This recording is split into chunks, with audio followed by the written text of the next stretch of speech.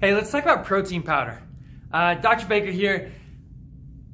I'm willing to bet that the majority of you watching this have probably at some point in your life consumed a horrible protein powder, something that's just total crap. I've done it myself a number of different times before I really understood what I'm looking for. So there's a few key things that I want to look for when I'm deciding whether or not I have a good protein powder. Okay, so number one is how much sugar is in it. Usually, most protein powders you get, you're gonna have 21 to 25 grams of protein. Well, guess how many grams of sugar there's gonna be? Yes, there's gonna be 20 to 25 grams of sugar as well. So you don't wanna have that much sugar in anything if possible, but especially something you're trying to use as a nutritional source, something you're consuming after workouts. You don't need the sugar, you don't want the sugar. So what do? You go, oh, well, I don't want any of that sugar. I'm gonna get one that has no sugar in it.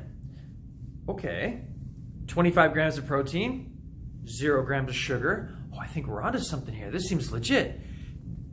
But then you flip it over and you actually look at the ingredients and you see that there's aspartame in it, or potassium acid flame, or sucralose, or listen, bottom line is that any artificial sweetener that's in there is a neurotoxin.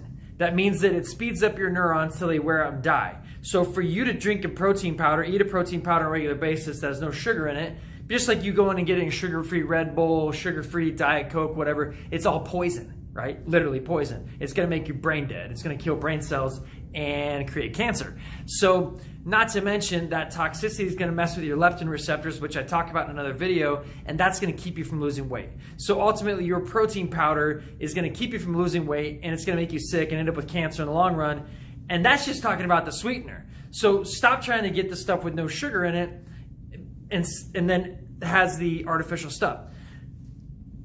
The other problem we're running into is, where is the protein coming from? And if it's a whey source, do you have trouble with dairy? If you do, you might want to switch to a plant-based protein. But when we talk about whey, there are some things that are good and some that I would say, no way.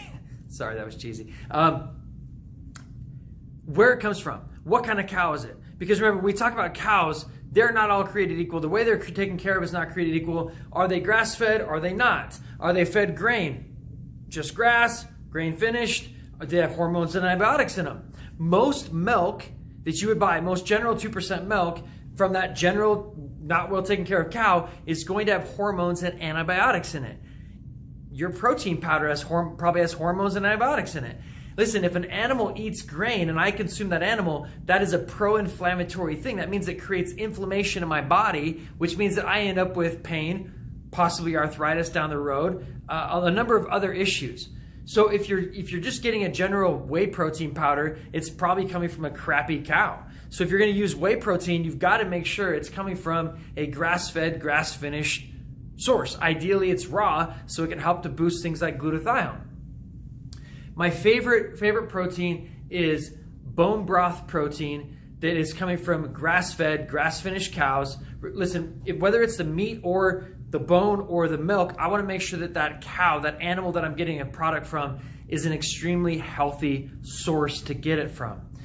So the protein powder that I'm currently taking, I take a plant-based protein, which also it has no sugar in it, it's sweetened with stevia, but there's no artificial anything in it. And I'll go back and forth between plant-based and bone broth, but I personally don't do very well with the whey protein, even if it's grass-fed, grass-finished, high quality. I don't know why, my body doesn't like it.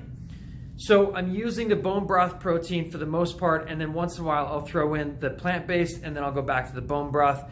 But the best thing is, you've got 20 to 25 grams of protein, you've got 1 or less grams of sugar because it's sweetened with stevia and other natural flavors, nothing artificial whatsoever, and it's coming from extremely healthy cows. So listen, not all protein powders are created equally. If you haven't seen the video that I did on smoothies, check that out. I go through do's and don'ts on smoothies, give you my favorite recipe, it's a go-to. Protein powder is a necessary thing for most of us because we need more protein if we're working out, trying to heal from things. Our body uses protein to heal and restore tissue. So depending on what you're doing in your life, it's probably a necessary thing. Just make sure your protein powder isn't crap.